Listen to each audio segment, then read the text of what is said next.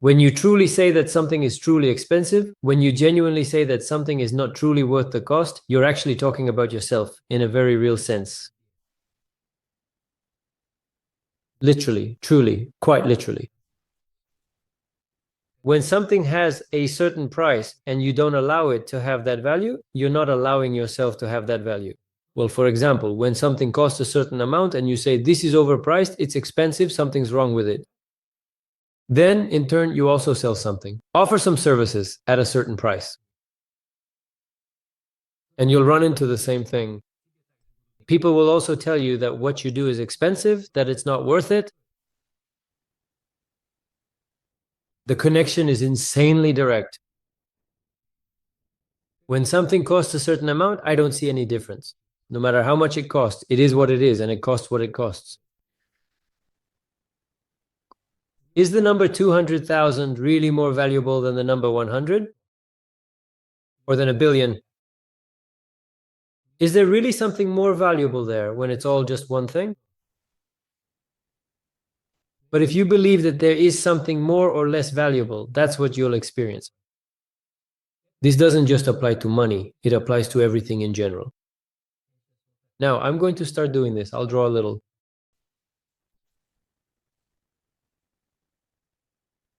So in general, within the complex and often competitive world of finance, let me remind you that people are typically accustomed to the idea of steadily progressing and growing up some kind of professional or hierarchical ladder, much like they are diligently climbing a long and winding staircase, step by step, towards their ultimate career aspirations.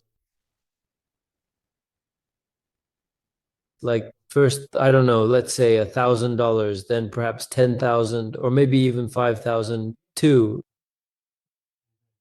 then three, then four, five. In short, it's some kind of stair-step system. First, you're a consultant, then a manager.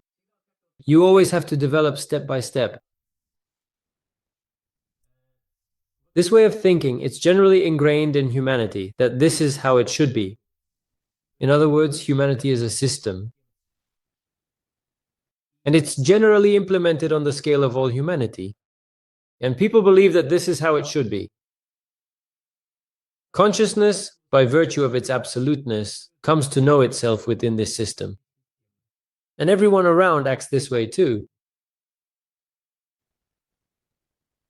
But in reality, why do I so often say that I am not a teacher, not a master, not a guru, and so on? Because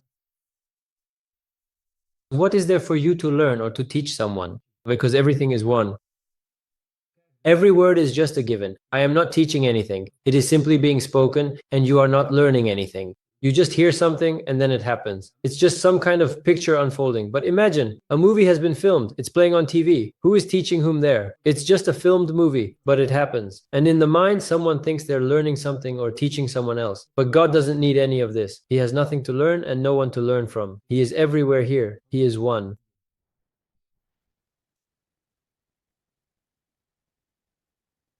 It is one, it knows everything, and it is manifested in all things. And you need, so to speak, not to forget yourself, not to forget who you truly are. But this system within humanity is very engaging. Everyone speaks a language. Everyone believes in some kind of choice, but even within what humanity has, what kind of choice is there really? Everyone chooses which language to speak from those they've been given. All the choices are within the range of options that have been provided. No one creates their own language. Everyone speaks the ones they've been given. Everyone chooses what to drink from the range of options they've been given, which university to go to, from the range of options they've been given, what clothes to wear, which clothing brand. All your choices consist of the options that have been provided to you. Humanity loves to live in the illusion of choice. They even vote for politicians, that is, among the options that have been provided. Among those options, yes, exactly. And yet it's also obvious. So they came up with a system. They invented money, came up with different things like the education system, a whole bunch of stuff, including this career ladder, the career system, so that everyone would believe in it and depend on it, depend on money. Even God depends on money, worrying that he might run out of it. And that's how they cultivated such a mindset inside people. They show it, show it, show it, show it, instill it, instill it, instill it over and over again. Everyone around believes in it. And that's it. And by the power of absoluteness, they come to know themselves as such. They save up, put money aside for someday. Some people even save up for their own funeral. I live in the bank every day and just can't manage to spend it.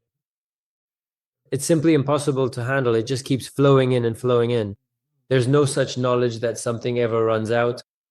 Do you ever think about how much you need to breathe today so you'll have enough for tomorrow? I don't think about how much I need to breathe today so I'll have enough for tomorrow. No, oxygen is infinite, money is infinite. That is, everything is continuous, everything exists in abundance. And moreover, it can't exist without you. When you remember and realize that you are the only one here, that nothing can exist without you. All money, all concepts exist only because you exist. And everything exists. It might not fit in your mind because of its limitations, but everything is actually quite simple.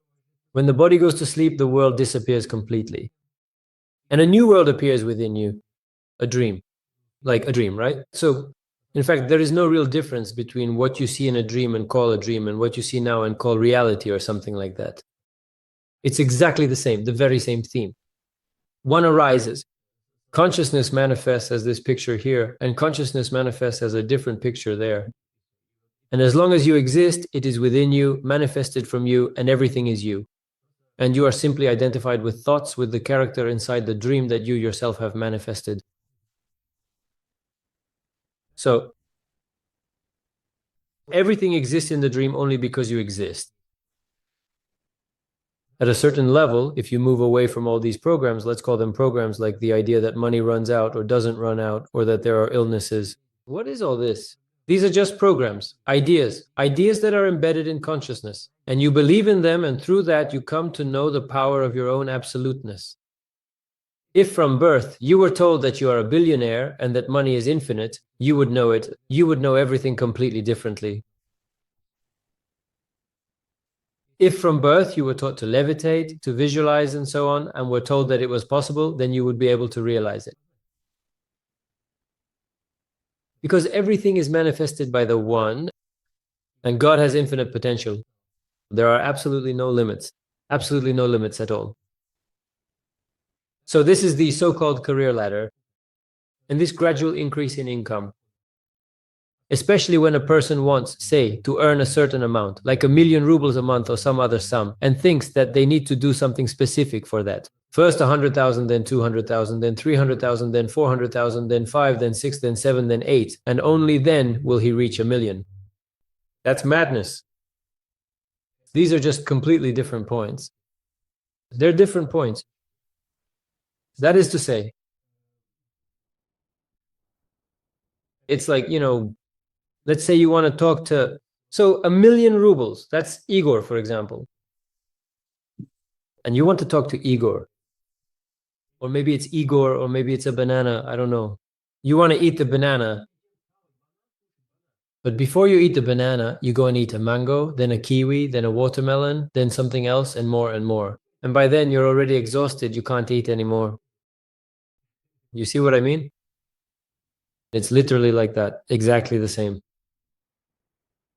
It's just that you don't see it in the numbers. But why don't you see it? Because that's how they taught him to see it.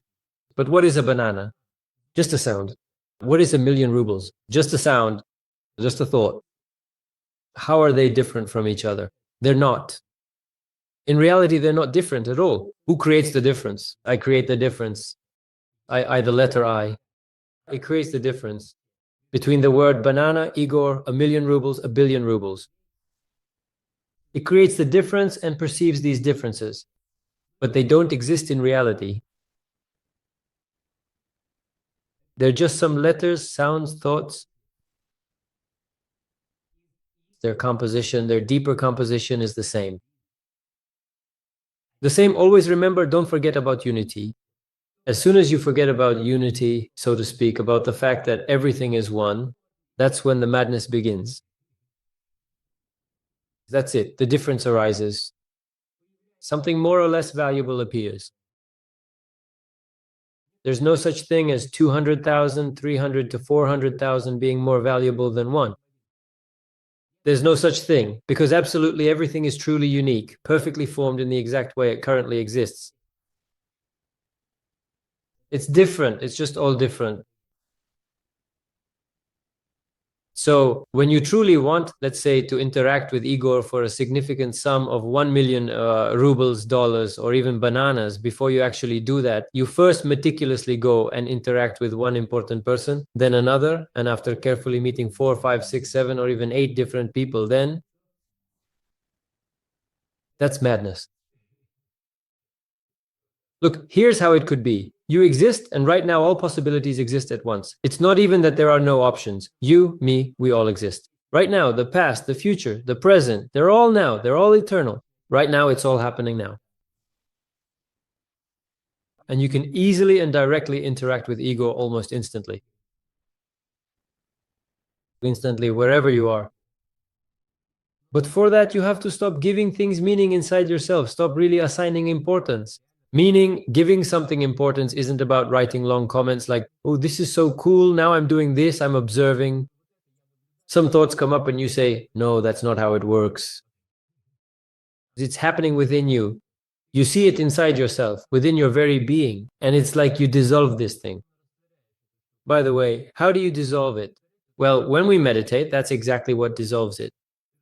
You sit there and that's it. In meditation, you see yourself say 1,000,000 rubles or whatever else comes up, and you observe some kind of emotional or sensory response. Something arises, whether it's good or bad, some comments, descriptions, some kind of evaluative judgment appears, that it's expensive or cheap. You observe this thing and it dissolves. You burn it away inside yourself. You burn it completely away. So for example, at the very beginning, when this opportunity opened up for me, it was like some kind of integration was happening. Well, at first there was a difference when you looked at one person and then at another. As if there was a different emotional and sensory response, a different perception. When you hear one sound and then another, when there used to be a different attitude toward this body and this napkin, this body and this t-shirt, it was like they were different. Now it's all merged. There are no distinctions between thoughts, between phenomena, and so on. It's all one in experience. But if there is, and that's just how it happens, you feel that there's some special attitude from someone toward this sound. What is it that creates such peace? It's because there's no one to be affected, and there's nothing like that here. No matter what sound is heard, it is. Everything is simply as it is. Everything abides with itself. And that's it. You simply abide with yourself, and everything happens just as it is. So it's not necessary to climb the career ladder. Here you are, and all possibilities are around you. The entire infinite potential. Moreover, if you were totally and completely unknowing, truly totally unknowing, really, it's as if consciousness itself has profoundly manifested, and it genuinely knows absolutely nothing at all.